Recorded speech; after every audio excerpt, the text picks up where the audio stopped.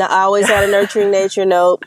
And sometimes it comes and goes too. It does. Right. Sometimes it kind of, I have to call it back. Come back to me. Right. Are you an RV person? Or are you just RV life curious, wondering how people live in a tiny space with their family 24/7? Either way, this is a podcast for you. My name is Kate White, and I travel full-time with my family and 2 kids and the dog in an RV. Every week, I sit down with a fellow RV woman to learn why she chose RV life and how she has changed on the road. Pull a chair up to the fire and let's chat. Hello, my friends and fellow RV queens. It's Kate White, your host. Thank you for joining me on this week's episode of the RV Queens podcast. You guys, today I got to interview Alicia Simon, and what a joy it was. She's like, oh my gosh, talking to her is like having a hug. She's just so genuine and like amazing. She has 6 kids she's traveling with and her husband. They've been on the road for 3 years. She has so much wisdom about, just real life stuff. Cooking, how to teach your kids to cook in an RV so you don't spend all day cooking. Especially when she started talking about the change that she's seen in herself over the past 3 years during RV life. That was like one of the most honest, real answers I've had on that question on this podcast. It was awesome. I love this conversation. I think you will too. Let's get into it. Hello, Alicia, and welcome to the RV Queens podcast. How are you today? I am well. Thank you so much for having me on. Oh, you're welcome. It's my pleasure. I'm excited to chat with you today. Yeah. Where are you guys right now? We're in Texas. In North Texas. Yeah. Is it hot? No, the triple digits have fled and the double digits are here, the low double digits. So it's kind of cold here right now. Oh, really? Yeah. Isn't that funny when you're in the South and you're like, what is this? Why is it cold right now? Yes. So weird. We were on the beach last week in North Carolina, and for 3 days, it was like, beachy weather, as you would expect in the 80s. And then all of a sudden, it was like 50s and windy. And it was just like, what? I'm trying to figure out where the new warm weather is, because it's not in the places it used to be. It's not. I know. Yeah. Florida, I'm hoping we're heading there for the winter. So we'll see. I want to start this interview way back before you guys started RVing. You guys started traveling full time back in 2019, but what I want to know is like, what was the life of Alicia like before then? Like, paint the picture of what you were up to before you became this fantastic RV mom. Well, look, that's a funny statement. Fantastic RV mom. Well, let me paint that picture. So before we started RVing, we were the typical American family. We had homeschooled for a little while, but had a lot of family urgent things take place that caused us to have to put our kids into a charter school, which was totally fine. They did great there. There were only a few things that we didn't like about it. It became so stressful, the running back and forth, school drop-offs, school pickups, left the lunch at home, left the homework at home. So I was busier than I had ever desired to be in that way. Plus, I ran a business from home. Plus, I was a fitness coach. My husband worked full time, and actually, he was working from home at that time, and it was just kind of crazy. So, we lived a quote unquote normal life, chasing the American dream.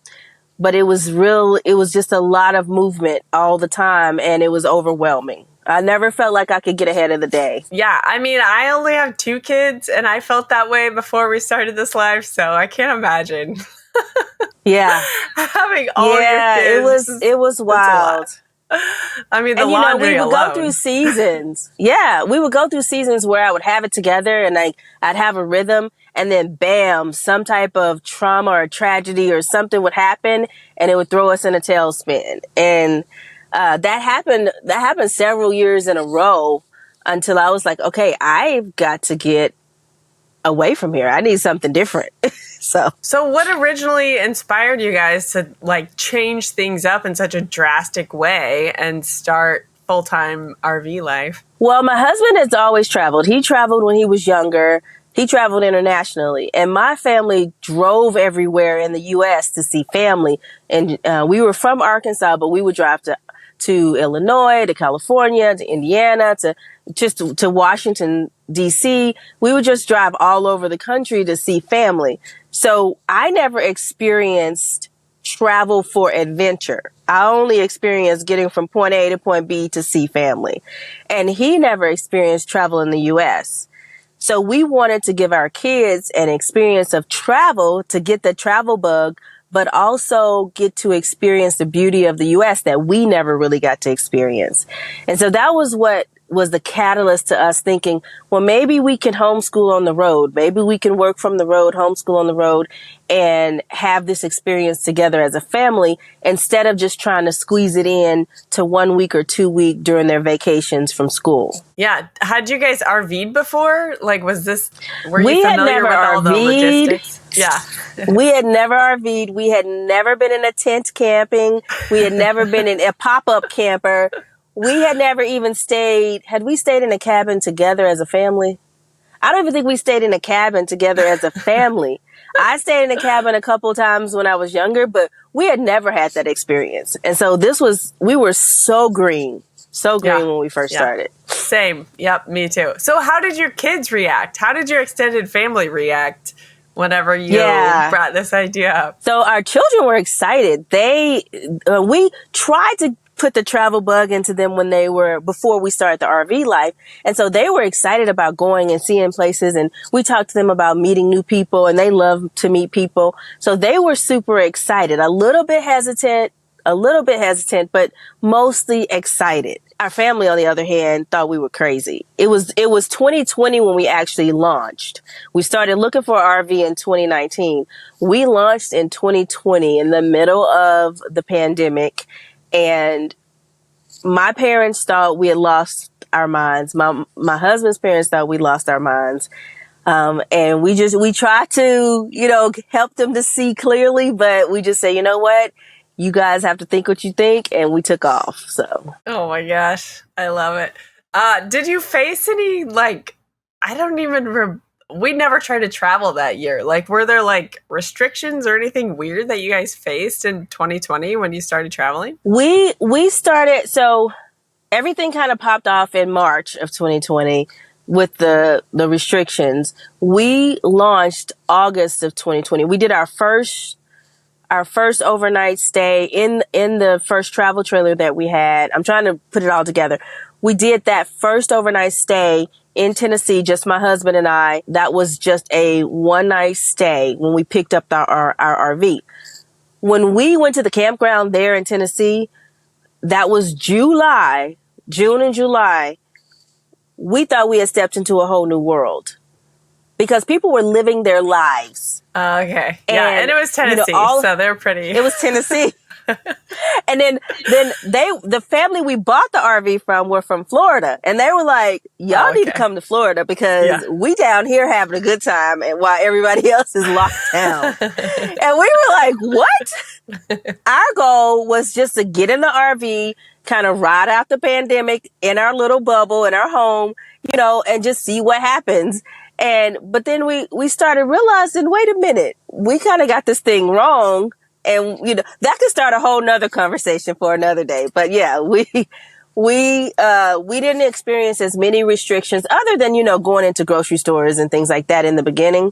And we just chose where we went. We chose carefully where we went. Gotcha. Yeah. By August, I think I don't know about everyone, but we had stopped wiping off our groceries with antibacterial wipes. Do you remember that? The first month, it was insane. It was so It's like you did everything that they said to do in the first month, and then you woke up and were like, what in the world are we doing? I will never forget the video of I think it was in Italy or something like that, where someone came home with bags of groceries, all the masks, and their family was hosing them off. They were like with like a power hose, like washing them off. Anyways, we're not here to talk about COVID my craziness, gosh. but it is a fun little Yeah, in we our could do history. another one about that.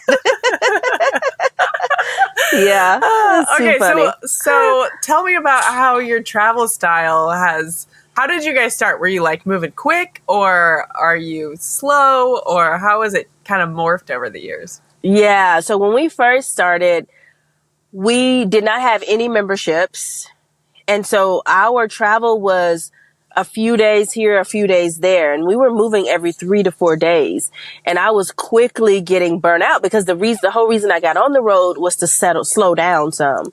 And I was just becoming more and more stressed with trying to figure out where we were going to stay. Could they fit our family of 8? Because we did have restrictions on size, but that had nothing to do with COVID. That was just all RV parks that didn't want more than 6 people. And so I was becoming more and more stressed about that. And then we got to Florida and heard about Thousand Trails. And so we became a part of Thousand Trails membership and slowed down at that point. Then we stayed at campgrounds 3 weeks, 2 weeks, much longer than just 3 or 4 days. So it has kind of morphed, and that's our sweet spot. Our sweet spot is 3 weeks, because if we stay longer than 3 weeks, we start collecting things. Mm-hmm. So our sweet spot is 3 weeks. Yeah. Okay. Yeah, that's kind of what we have found too. We're only a year in, but like we enjoy the newness of a new place. And like, I like to settle in and get to know the library, you know, you kind of like you get the vibe of the place and you find the things that you like there. And then, you know, after about 3 weeks, it's like, all right, we understand what's going on here. Let's go try something, get something new going. Okay. Did you say that you guys started in a travel trailer with 6 kids? We did. We started in a 35-foot travel trailer with 6 kids. It had a bunk room, and then it had an open master that opened into the kitchen, and it was beautiful. It was cute, and I loved it, but we grew out of it pretty quickly. Yeah, I bet. How long did you guys last in that one? 4 months. Okay. Just barely, because we started looking in the 3rd month. So we basically only lasted 3 months. Oh my gosh. I can't imagine. This is amazing. The big families that hit the road. I'm just amazed by you. And then you guys upgraded to what? You have a toy hauler now? Yeah, we have the Grand Design Momentum toy hauler. $397. Nice. Those are awesome. Okay, so you're one of those women that you just seem really like maternal and loving, and you're always talking about the good food that you're making and the fun things that you're doing with homeschooling and all this stuff. So like, are you the type of person, did you always know that you wanted to be a mom of a big family like this? It's so funny because I never felt maternal. I never did. I never felt like a nurturer, but I always wanted 5 boys. Like from the early age, I just wanted a basketball team. I just always wanted 5 boys. I had my first son when I was 17, so that helped me develop some nurturing, when I was younger. And then got married at 30 and started having babies right about a year or 2 after I got married, and realized that I wanted to be home with my babies. Yeah. So it was at that point, and I realized just a lot of the things that I missed because I was so busy with my first child. I wanted to slow down and have some more time with my kids and pour into them more. Oh, yeah. Man. So I won't say that I always had a maternal nature. Nope. No, I always had a nurturing nature. Nope. And sometimes it comes and goes too. It does. Right. Sometimes it kind of, I have to call it back. Come back to me. Right. I do love these children. I do love them. Yes. I am grateful for them. Yes. That's right. Gratitude, seriously. Coming back to gratitude always grounds me. I'm like, okay, let's think big picture. Everyone's healthy. Okay, good. Yes. Square one. Grateful for that. Okay, let's talk about food for a minute, because I imagine feeding 8 people every single day. I mean, I can imagine it would be a lot to deal with for you and your family.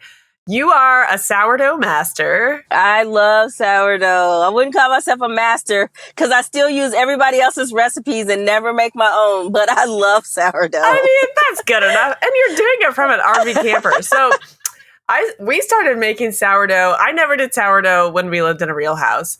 I met a wonderful woman named Amber at TTO, like 4 months into our journey. She gave me sourdough. She gave me one recipe, which is a sourdough bread loaf. It has 6 ingredients. I still make it every week. I have not ventured out until I found your recipe for sourdough pancakes or whatever. The one that you posted. My the one that you gosh. shared. Yeah. It's amazing. It's so good. So tell me, like, what are your go-to sourdough recipes that you're like making all the time? Okay, Kate, I'm going to shout out the owner, the originator of that recipe, and she may have gotten it from someone, but it is another RV mom, and that is Mary Shearer. And she gave me my first batch of sourdough when I got on the road. She did. I killed it. I probably killed 2 batches before I actually embraced it and started learning how to use it. I did. But that pancake recipe is by far my favorite. It is absolutely delicious. So yeah, so some of my go-to recipes, is that what you asked me? Yeah. Like, what are you making? What are your like staples that you guys always have around? I try now. I kind of have a routine now. I try to do 2 to 3 loaves a week, and that's the long loaves, because those sourdough balls or bowls, we don't get enough slices out of those for 8 people. So I try to do 2 to 3 long loaves of sourdough sandwich bread every week. I do blueberry muffins, banana nut muffins. I'll either make it into muffins or bread, and those are usually sourdough. We'll have waffles and crepes, sourdough waffles and sourdough crepes. I do sourdough hamburger buns now, and those are so good, so good. And we do, what else? Cornbread, if we have chili or soup. I love sourdough cornbread. We make sourdough crackers, and I'm trying to see if I left out anything. Cinnamon rolls. I cannot leave out the cinnamon rolls because they are the bomb. Oh my gosh. You could make a recipe book just out of that. And like the fact that you're making them in a camper, I just can't get over it. It's amazing. So like, how much of your day would you say is spent just on making food? Because I have older kids now, giving them more room in the kitchen than I used to. I love baking with my kids. I love cooking and teaching them how to cook. But with such a small kitchen, I can only have 1 or 2 children in the kitchen with me at the same time, because I get anxious because, all the knives and utensils and sourdough and stuff. I'm like, I don't want anything to fall and break. So, but now I'm more apt to say, it's your turn to make lunch. I need you to go in and make lunch. And I just make sure I have all the items available for them to be able to make a healthy or decent meal for the entire family. And so I'm tasking my older kids with the responsibility of making breakfast and lunch mostly, and then somebody helps me with dinner. That is brilliant. Yeah. Good for you. How old are your oldest kids that are traveling with you? I have 15, 13, and 12. I had to think about it. So they can scramble some eggs and, make some pasta. And I'm trying to imagine, like, what level of cooking they can do. But even my 9 and 7-year-old and even my 4-year-old, they can all make their own breakfast and they can all make their own lunches, but the mess is bigger. So they don't get as much time alone in the kitchen. They have to be with me. Yeah, I can feel that too. But so I have a 6-year-old and a 9-year-old, and they're at the level it's like nachos, peanut butter toast. I don't like, since we have a gas burner, so it makes me really nervous to just be like, yeah, make yourself some eggs or whatever. Because I'm just like so paranoid about the open flame. Yeah, I got over my fear of that. I had to let them have it. Okay, so speaking of kids, most of your kids are school aged. Let's talk about homeschooling on the road. you didn't homeschool before Travel Life. So what is your approach? Like, did you find curriculum? Are you unschooling? Are you like somewhere in between, or how does it work for you guys? We did a mix of homeschooling before travel. So my 15-year-old was actually homeschooled for all of preschool and all of like maybe the first couple years, and then he went into a charter school.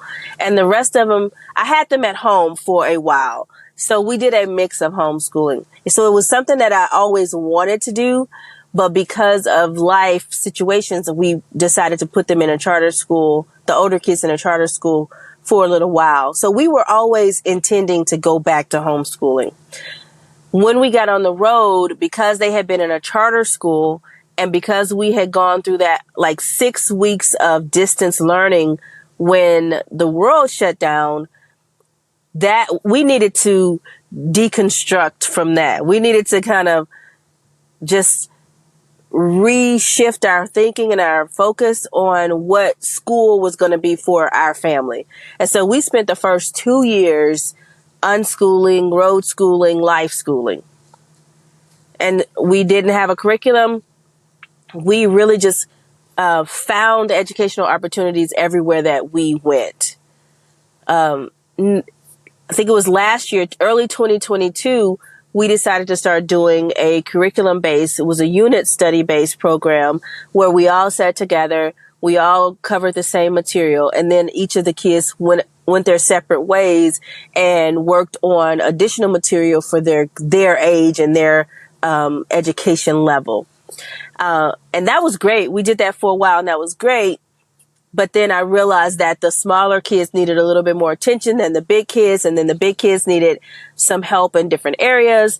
And so this year we started using a curriculum that I think is absolutely phenomenal. And it is, each child has their own set of materials. We're doing math and language arts, writing, typing, and then we do a ton of art and crafts and reading and things like that.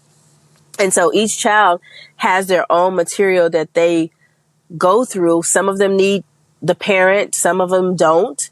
And we just make sure that we go through and check their work and just kind of give them a test to see what, not a test, we don't test, but to just kind of checks and balances to make sure that they are actually doing their work. That's awesome. I love that you took that break to kind of like deprogram from school thinking, right? For the first couple of years there. Because the thing that I think is amazing about kids is like they're actually natural learners. We kind of get out of the routine of like, okay, you go to school and then like that's where learning happens, is whenever you're being lectured and reading from a book and doing XYZ, and just let kids kind of explore what they're interested in. Like, what? Yes. It's like amazing whenever you just like kind of open that door for them and see what happens, and just like kind of have the patience to wait for the magic, you know? My husband and I really aim to teach our children how to learn and to have a desire to learn. There was a day a couple of weeks ago when like our kids we do little achievement goals and celebrations and stuff with our kids. And they had done like 4 solid weeks in a row and like had stuck to this schedule. And this was their idea, by the way, which was awesome. And so I was like, okay, what, you guys could just like have a day off, whatever. It was like a Friday. And what they ended up doing was my daughter downloaded a language app and started learning French because she was just interested in it. She spent like, I'm not kidding, she spent like 3 hours just learning French one day. And my son sat there and did like art project after art project and was like creating these little like paper things. And I'm like, this is what it's about. Oh, makes my heart so happy. Hey friends, pardon the interruption. This is a sponsored episode and it's time for a short ad break. I love spending time outside with my kids, especially when we're traveling in the RV. Recently, we had a blast trying out some of Elikai Outdoors' amazing outdoor games. Their games are inspired by nature and are incredibly durable, which means you can create lasting memories with your loved ones. And the best part? They're carrying cases. They're compact enough to take on the road with you. Be sure to check them out at elikai.com/RVQueens and use the code RVQueens10 to enjoy a discount of 10% off your order. Okay, so you talk a lot about like finding opportunities to serve at the communities that you visit. And I'm just curious, like, how do you find those opportunities? Because sometimes it feels hard to connect with service opportunities or even just like a community whenever you're traveling. So how does your family go about that? Yeah, we usually connect to a church at some point. If we're staying somewhere longer than a week, if we're going to be there 2 Sundays, then we'll connect with a church in the area. And we try to find the outreach person or the community person, liaison of the church to help us to figure out what are some of the places we can go to serve. We also ask the people at the front desk of the campground because they typically know what service projects are in the area. They usually know what's going on in some capacity. And then a lot of times we'll find a thrift store. We do a lot of, decluttering all the time. So we'll find a thrift store and we'll ask at the thrift store if they know of any other opportunities to serve. There's always animal shelters. There's always food banks. There's always thrift stores. And then there's cleanup projects and things like that. One of the ways, and that was really before 2022. Which year are we? 23. So that was before this year. This year, we have been connected to Lippert Serve. And there's actually a database of service opportunities that Lippert Serve has. And the database is called Serve with Purpose. So, and it's SERV with purpose. And so anybody anywhere can go on there and put in their city and state. And we're trying to make sure that there's a lot of opportunities that are uploaded to the database so that any RVer can go and find an opportunity to serve no matter where they are. And then, of course, a lot of the Serve representatives have, we host different events in different locations. So now we use that database and we use different connections that we've made in order to find opportunities to serve. Oh my gosh, I've never heard of that. No one's mentioned that yet on this podcast. So Thank you. I'm going to look that up. Well, I'm glad you heard about it. Yes. That's great. Yeah. And then as far as like community goes, how do you guys, your kids are getting older and making friends is more and more important, I'm sure, like as your kids are teenagers. How do you guys find community and make friends on the road? It's usually our kids that will drag somebody else's kids up to our house. And then we're like, okay, where's the parent? And we have to go and find the parent and meet the parents. So just to make sure that, they know where their kid is and we know where our kids are. So we usually make connections through our kids because our children are not shy. We only have one shy child really in the bunch. He's completely shy. Everybody else is a measure of outgoing that is much greater than his. But that's usually how we find community is through the kids making friends in the campground. Now that they are older, it's actually a little bit more difficult because there are not as many older kids in the same locations all the time. So we try to connect with the people that we have met over the last 3 years and to make sure that they have some type of, friendships in the same campground or close by. But it just depends on where we are. We host campfires and, we'll walk around and we speak. My husband is always talking to the residents of the campground. We'll try to say it nicely. The older residents of the campground. He's always talking to the older residents of the campground. He loves that. And so we'll usually meet new people that way as well. Yeah, I love it. You just do it organically. My husband is the same way. Like he'll be like, oh, I'm going to go do the laundry. I'll be back in a minute, or like whatever, flip the laundry. And it's like 35 minutes later. I'm like, hello? Yes. Wait, no, there he is talking to the old guys over Who there. did you meet? I know. Yep.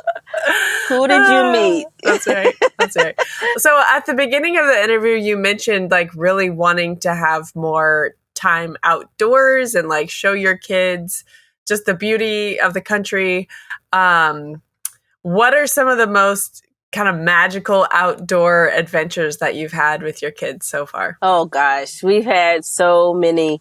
The kids would say that their favorite spot would be down in the Florida Keys. And that is primarily because we had a friend who had, I think, 2 or 3 jet skis, and we were able to jump on them and ride out into the ocean on jet skis. They will never, ever forget that. We've also done hikes in Yosemite and hikes in Glacier and national parks. But to me, it's the small state parks that we get to explore that are so unique and so beautiful and are like hidden gems. And so that's what I love. They love the big adventures where we get to kayak and jet ski and things like that. I love the small hikes that lead to some beautiful waterfall in the middle of nowhere that you didn't expect. Oh man, I love those too. We had like a random one night stay in Indiana.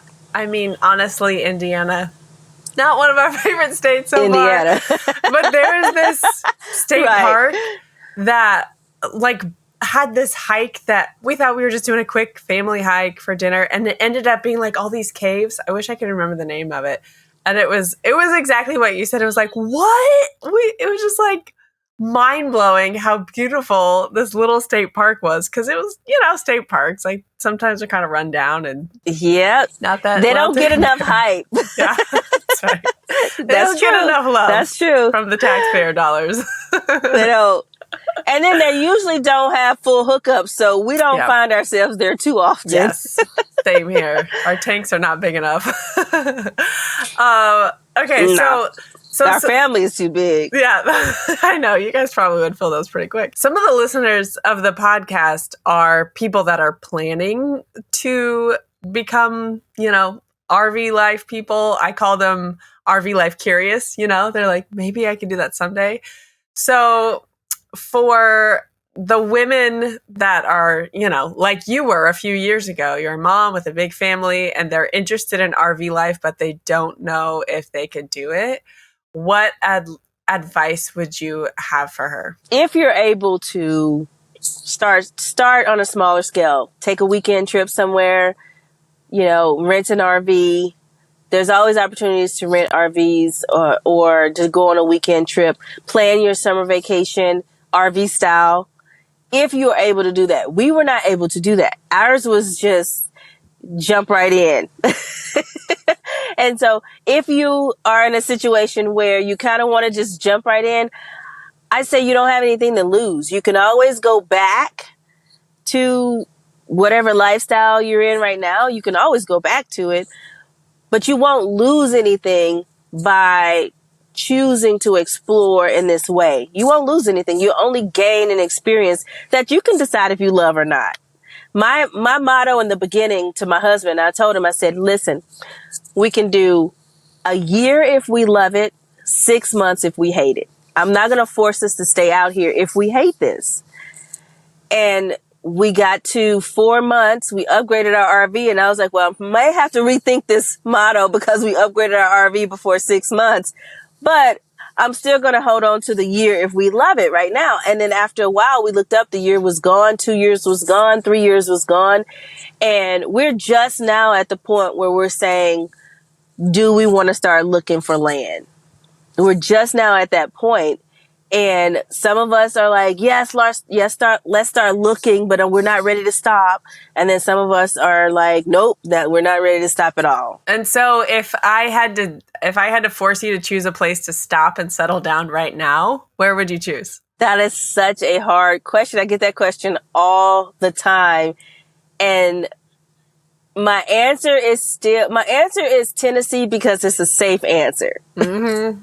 Yeah.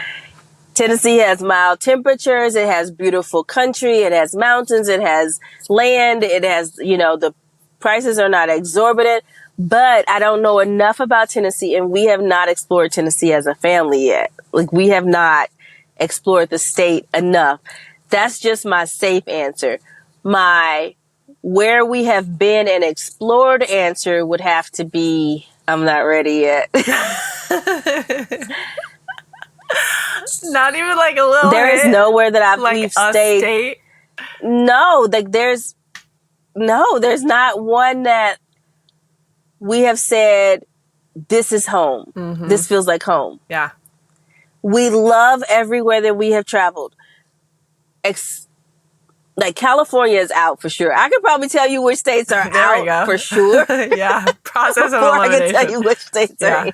Yeah. Yeah, process of elimination. California is out. We love it. It's beautiful, but we will not live there. Mm-hmm. And that's about Florida, Tennessee. I don't know. I can't answer that question, Kate. It's a hard one. It's a hard one. We ended up in Michigan this past summer. And for people that listen to the podcast frequently, they'll know that we're obsessed with this little town called Petoskey, Michigan. Petoskey. Have you been there yet? Yes, it's beautiful. It's so cute. But it's Michigan. I know. It's Michigan. And everyone that, like, all the locals we talked to were like, well, it's great in the summer, but you really have to live here in the winter. And I'm like, man, I don't really want to. I might just summer there, you know? Michigan winters are beautiful when the snow falls. I lived in Michigan for 2 years. Did you? When the snow falls, it is absolutely gorgeous. But day 2, it is a sloppy, nasty mess. Yeah. That's all I have to say. I'm not bashing Michigan because Michigan in the summer is one of my favorite places. It is gorgeous in the summer. Okay. Good to know. The slush factor. So you really have to love Petoskey if you decide to stay. I mean, we were there way longer than we thought we would be. Part of it was because of RV repairs, but a big part of it was like there was this one, it was the night before we were about to move. And me and my husband were both like, we are so not ready to move tomorrow. And it was just like literally within 30 minutes, we called the campground, we called our other campground and like made all these adjustments and ended up staying like 2 weeks longer. But it might have been the summer magic. I don't know. We just really like that place. Go in the winter and decide. Yeah, I know. Maybe just like visit. Or like we keep talking about, I don't know about you guys, but we started out RVing with the intent of like finding a new place to land. We had lived in Omaha for 12 years. My husband is born and raised there. So we were kind of like, what else could be home for us? So now, like, since we've been living travel life, we're like, it seems feasible that we could live half a year in somewhere like Michigan and then the other half a year in Florida. You know what I mean? You just meet so many amazing people living however they want that you're like, well, yeah, I mean, why can't we do that too? So, all right. So I have to ask you about, because I'm just so fascinated that you're traveling with 6 kids. Like, how do you and your husband keep date night and, you know, alone time? Like, how do you keep the magic alive with all these kids around all the time? Date nights are interesting because when we first got on the road, our kids were 15, 14, 13, 12 turning. I think he had just turned 12, was the oldest. And it's a boy who was not as responsible as he is now. And then we had a 11-year-old who was more responsible than the 12-year-old, but still he was 11. And then we had it just, you know, staircase down to my 1-year-old from there. So we couldn't just leave the kids at home alone. So we had to have date nights by the fire outside of the campground, outside of the, the RV, just right out front of the RV. Or we take a walk around the campsite in the evening, or we get up in the morning and we would, sit outside and chat. That's how it was in the beginning because we didn't know anyone either. When we got more comfortable with the people around us, we would go a few houses down or a few RVs down and do a campfire while the kids stayed back at the house. or we would have, somebody else's kids over at our house while we would be out in the gazebo with the adults. But now that they're older, my husband and I, we try to commit to having a weekly date night or a date of some kind. It doesn't have to be date night. It can be date day or date morning, where we get away from the house, away from the kids, and we just connect to each other. It doesn't happen all the time, but we are more confident now in leaving our kids at the house. We also have about a year or two ago, we put in cameras, Wise cameras inside the house, so that we can make sure that the younger kids were doing what the older kids told them to do. That was why we had the cameras there, but also so that we could make sure that, if there was anything weird going on, we were alerted to it. And then they have a form of communication when we're away from the house too. We have a third phone. Nobody has their own cell phone, but we have a third phone that's kind of like the kids, and they can FaceTime us, call us, and we always answer no matter what, no matter where we are. Now, alone time. They have to go to bed when we tell them to go to bed. Yeah. It's just simple as that. Yeah. And they have a door. We are not yes, and they have a door and we have a door. We never did adopt, and there are nights when we let them stay up as long as they want to. We do that, we let them just kind of decide when they're going to wake up, when they're going to go to bed sometimes. But we try to be a little structured so that we can have that time to wrap up any conversations we need to wrap up, have our connection time. We try to. It doesn't always happen, but we're doing our very best to. Especially when daylight savings happens, I'm like, oh my God, it feels like we're never going to be on a schedule again. Yeah. And was it just last weekend that happened? So at the time of whatever this episode airs, hopefully everyone's life will settle down a little bit by then. But as far as schedule goes, everybody will be readjusted. yeah, that's right. But I say the same thing as you. I don't know if you have like friends or family that ask you this question very much, but we do. And that's why I like to ask like guests on the podcast, is because I'm like, it's not different from living in a house. Like our kids go to bed around 7:30 or 8, and then they're like dead asleep. It's like they are out. Yep. Yeah. It's not that complicated. They are out. Yep. Right. It's not. Nope. Yeah. It's not that complicated. Yeah. It's not. Nope. Okay. So I have just a couple more questions for you, and then I'll have you share with the listeners where they can connect with you online. So when you think back to Alicia before RV life and then Alicia now, what has changed? That too is a good question. I am no longer a super structured type A person.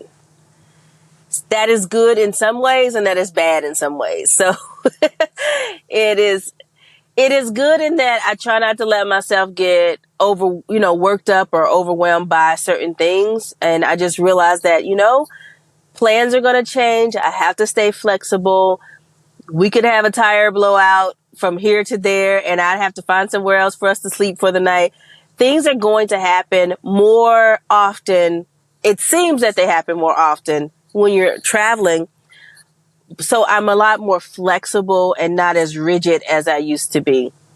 I also am a little bit more free with the kids, as in we were on a neighborhood block, so I knew the range that my kids could go, and we kept a tight leash on them.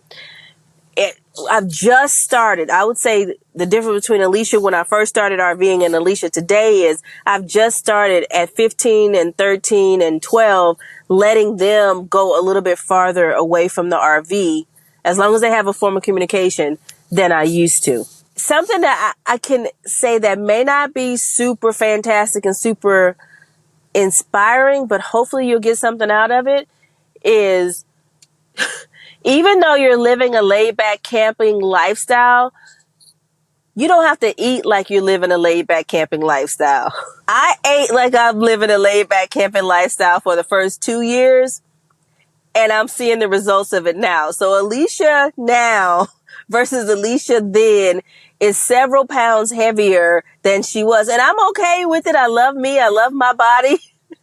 I can throw on some makeup and I'll be just fine. But I recognize that I'm not in my relaxing who I am. I lost the consistency that I had to take care of myself. I lost my own routine and my own structure to take care of myself. I used to get up before the kids and work out. I used to get up and stretch and have my breathing and meditation and prayer and do all those things. Well, we kind of fell into this camping lifestyle where everything was just free flowing and get up whenever you want to. And I needed that for a time being. But after a while, I also needed to get back to some consistency in taking care of myself and nurturing who I am as a woman. And that is where I am now, is getting back to that. Man. I hope that makes sense. It totally makes sense. I hope it doesn't, discourage anyone. No, I feel that so hard. For the first 6 months on the road, it's like vacation mode, Like, we probably had, we had like a case of Trulies in the fridge, like all the time. And it was just like, yeah, whatever, it's like, I felt like it was having a good old time all the time. And then I remember it was like around 6 months, me and my husband were like, we need to tighten the ship around here. Like, we need to kind of like get back to some of our routines. And it's a challenge, especially as the mom, when you're kind of like managing the house, right? That, like, at least it is for me, it's hard not to just like wake up and feel like I have to do things for everyone else and like be really intentional about, like you said, dude, I have to have some like journal, yoga, meditation, like some kind of me time to center myself. Because if I don't, by 2 p.m., I'm like grouchy. So yeah, I 100% feel what you're saying. That's such good advice. Okay, last question here. The slogan for this show is a podcast about unexpected riches. So what would you say is the unexpected richness you found from RV life? We expected that the kids would make friends, but my husband and I did not expect that we would make such close friends out here on the road so quickly. I love how in the RV community, you become friends fast with people. We call them like fast friends. These friendships are formed quickly because you realize you may only have a certain amount of time with a person, so you don't have time to be shallow. So we go deep really fast with people, and we have formed some bonds that I think will last a lifetime. And that's the richness that we've gained from this. And we know that our kids now have friends all over the country. That's a blessing for us, that they can go places and they run into people in the campgrounds all over the country. They're like, oh, we met you in Florida. Oh, we saw you in Michigan. Oh, and so they are making connections all over the country as well. And we pray that is a blessing for them as they grow older. I know. Isn't that going to be cool to watch as they get older, to see what happens? Yeah. With those connections. Oh, yeah. That's good stuff. Cool. Thank you for sharing that. I love that answer. Okay. Will you share with everyone where they can connect with you online? Sure. So we are Simon Crew on Adventure on IG, TikTok, and YouTube. And then I think Facebook, we're the Simon Crew. And so that's where you can find us online. We do have a website, SimonCrewOnAdventure.com. I am just starting to create digital products. I just created a gratitude journal because that's something that I needed for myself, and it always centers me. And so I just created a gratitude journal. It's a digital one right now, and hopefully we'll have it in print in the next couple of months. But that's where I am. That's awesome. And we'll include all the links to those in the show notes for people to just tap and connect with you. Thank you. Awesome. Thank you. Thank you so much for being on the podcast today. It was a delight getting to know you. Yeah, same for you. Yeah. Thank you for having me. I really appreciate it. Oh, it was my pleasure. All right. I will see you on the road. All right, my friends, that concludes today's episode. Thank you so much for being here and for listening and for being an awesome part of the RV Queens community. If you could please like and subscribe on whatever platform you're listening on, that would be awesome. And if you want to have more conversations like this, you can head to rvqueenspodcast.com/community and find your RV Queens circle today. All right, guys, I'll see you next week, or hopefully I will see you on the road. I do love these children.